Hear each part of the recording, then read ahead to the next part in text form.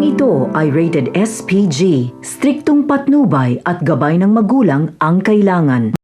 Hindi na nakatiis si Rigor at hindi niya na napigilan ang kanyang sarili na hindi makita itong si Lena, lalo't hindi ito sumasagot sa kanyang mga tawag, kung kaya't napagpasahan niyang puntahan ito sa kanyang bagong bahay. Tinanong ni Rigor si Lena kung bakit niya ito ginagawa sa kanya.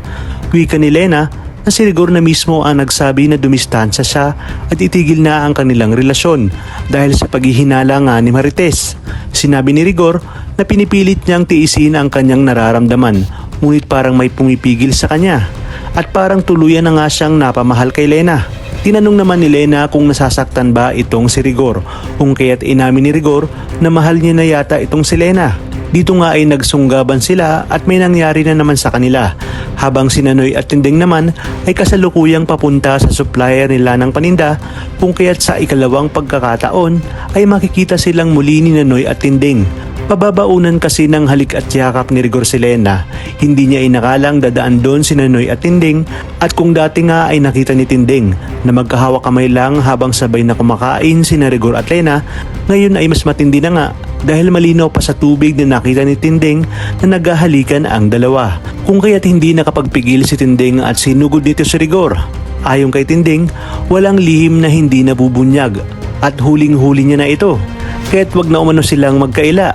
Sisiguraduhin umano ni Tinding na malalaman ito ni Marites. Agad namang umuwi si Rigor at inunahan sina Tinding at Noy, at sa kanyang pagdating ay nalaman ni Marites ang tungkol sa pakikipaghalikan ni Rigor kay Lena.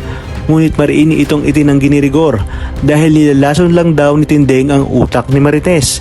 Hindi naman agad naniwala si Marites at sinabing tumahimik na lang si Tinding. Hanggang sa isang araw ay si Lena mismo ang dumalaw sa bahay ni Rigor at pinapili nga si Rigor kung kanino ito sasama. Dito na ibinunyag ni Lena ang kanyang pagdadalang tao, kaya naman halos lumubog si Marites sa kanyang kinatatayuan nang malaman niya mismo kay Lena ang buong katotohanan. Sa inyong palagay, marapat lang kayang hiwalayan ni Marites si Rigor para na rin magkaroon ng katahimikan sa tahanan ng mga dimagiba? Talagang kapanapanabik ang mga susunod na tagpo sa teleseryeng ito, kaya naman sabay-sabay natin itong aabangan.